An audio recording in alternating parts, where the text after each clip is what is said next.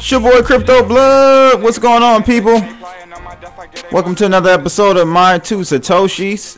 And I got a special guest with me here today. Hi, I'm L. Crypto L. I'm Crypto L. And today I'm going to be having some pictures to show you guys. No, they already saw the pictures. Oh. They voted. Oh, what? So I'm going to show you again if you didn't watch this video.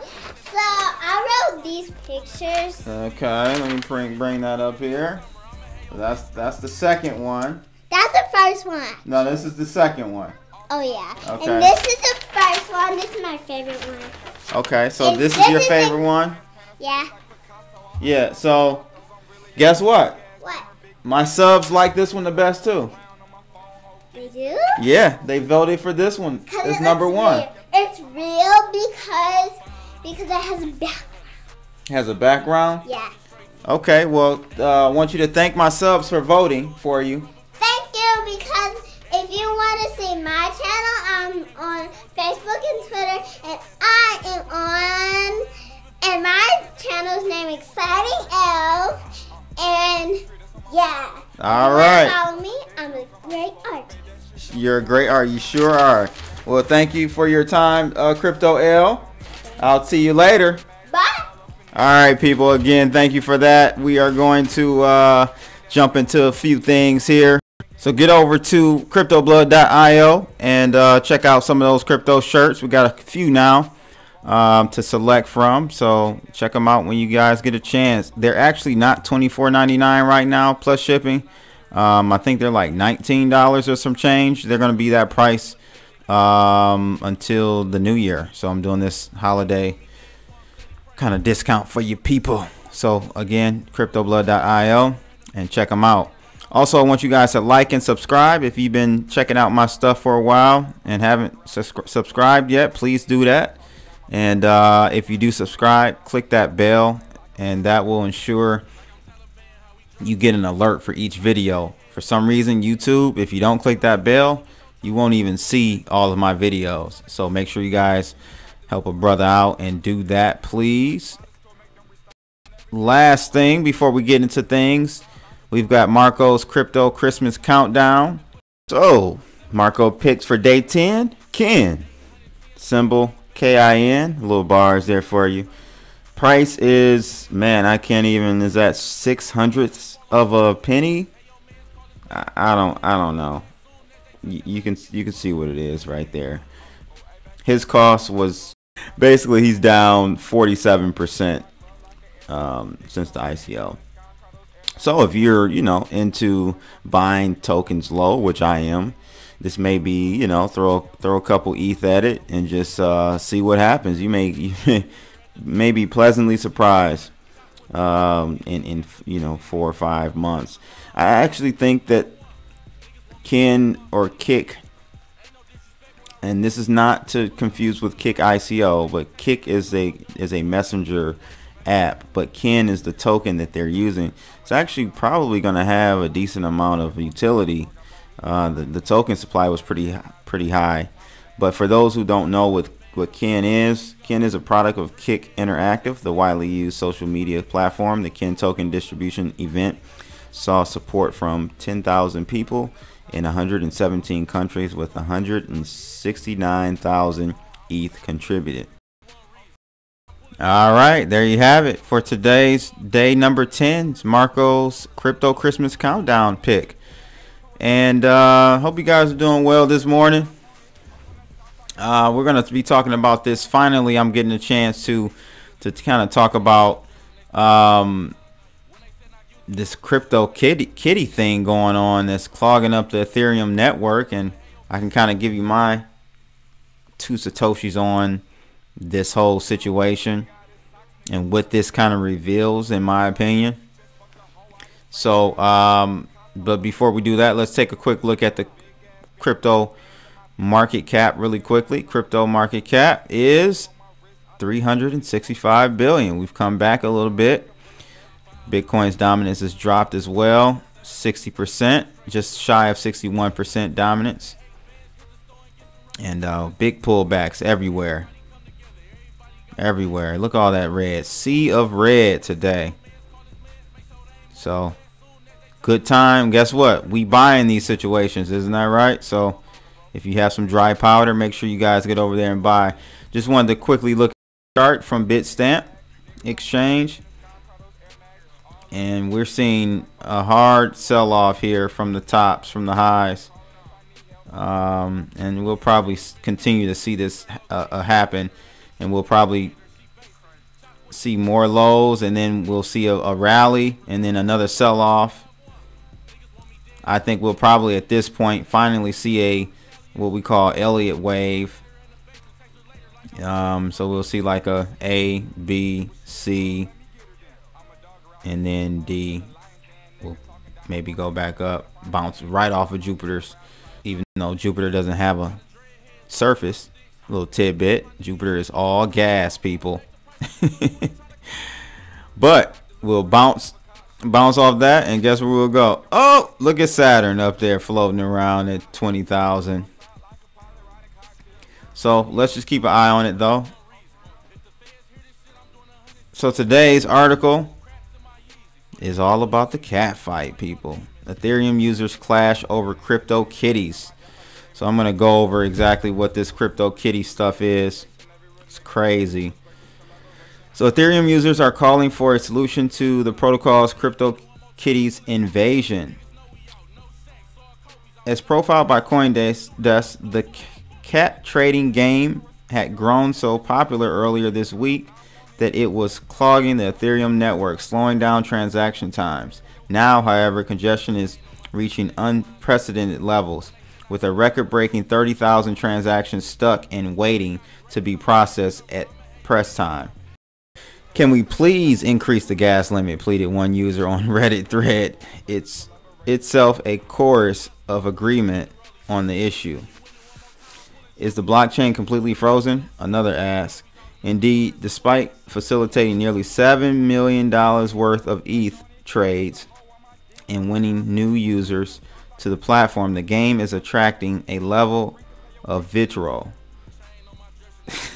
So one cat says, "Fuck cats, when will they solve this problem? I have been waiting for 20 hours now." That sounds like Nick from Truth Blitz. Is that you, Nick? Then so the article goes on to say that's not to say there aren't ways to relieve the issue, and so far arguably the most likely solution is increasing the network's gas limit, a metric that puts a cap on the number of transactions and smart contracts that can happen across the network. One of the engineers from Ethereum Foundation and co-founder of the scaling protocol, TrueBit, is one developer who agrees this approach might be an easy solution. The miners raising the block gas limit is the only short-term solution against our new feline overloads for now.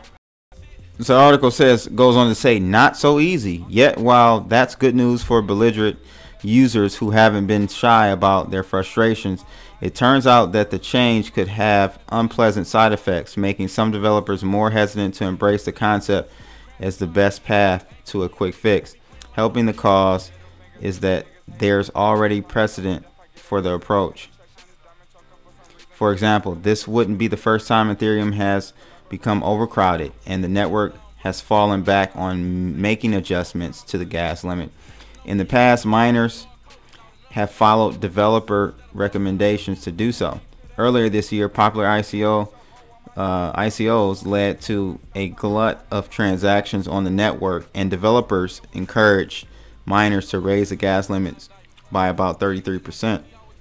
But according to Ethereum Foundation developer Nick Johnson, increasing the gas limit again isn't likely to be practical today. Johnson told Coinbase that raising the gas limit could also boost the so-called uncle rate, where blocks are added to the blockchain temporarily but later rejected. Currently, the uncle rate on Ethereum is around 30% of blocks, and he believes a further increase could be to the detriment of security. since users could interact based on transactions that will later be rejected. Wow, yeah, that's big. The operator of Ethereum's largest mining pool, ETH pool, drew the same conclusion. So it goes on to talk about some short-term solutions. Indicated the complexity of the situation. CryptoKitties head of community Benny Gang hasn't yet taken a stance on the gas issue, saying the firm trusts miners to do what works best for the network. We obviously don't want them to do anything that will compromise the value of the network. With that said, developers haven't told miners to increase the gas limit yet, and instead they're brainstorming other short-term solutions. So this is interesting, man. And you know, for me, I'm just gonna be honest with you. This is exactly why platforms like EOS, possibly Neo. I don't follow Neo like that, I know, but EOS is going to be, to me, that Ethereum 2.0. And in my opinion, because I'm just going to tell you, so Bitcoin can do like 3 transactions per second on their blockchain. I believe Bitcoin can do that. Ethereum can do 200 or 300 transactions a second on its blockchain. EOS will be able to handle 2,000 to 3,000 transactions a second.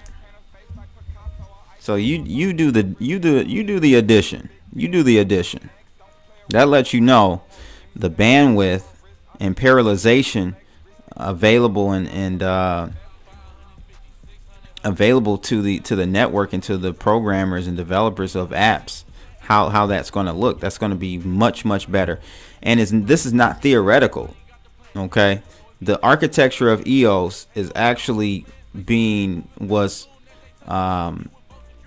derived from Steemit, which is a working platform. I use Steemit every day, and Steemit is a Dan Leamer creation, and so he pulled the architecture from Steemit and moved it over to EOS, and his building on top of that and expanding that framework. So EOS is going to be that deal. This, you know, I'm not saying it's going to be the only type, but the EOS and blockchains like EOS are the way, like the 2.0 of Ethereum. Ethereum is kind of limited by its virtual machine, and even if they'll hit a limit on the number of transactions they can do. They can probably expand it higher than 200 to 300 by doing things like, you know, the updates with Casper and Byzantine or whatever it's called.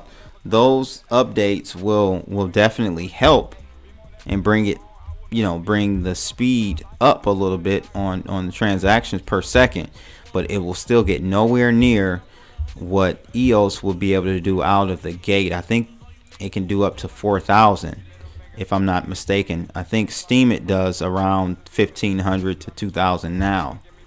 So let me know your thoughts on this CryptoKitties thing.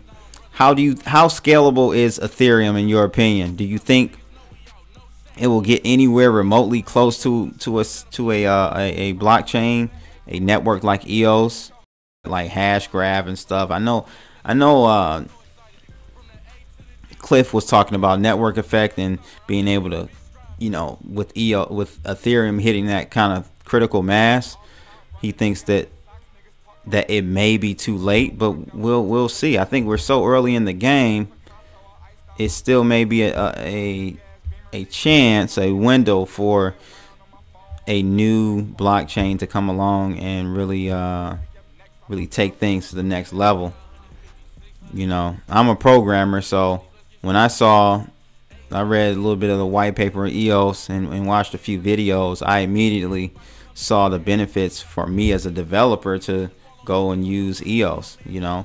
So get my hands and feet wet with that in the next couple of months when I try to hopefully I can become less busy, but I don't know, it ain't seem like that's happening.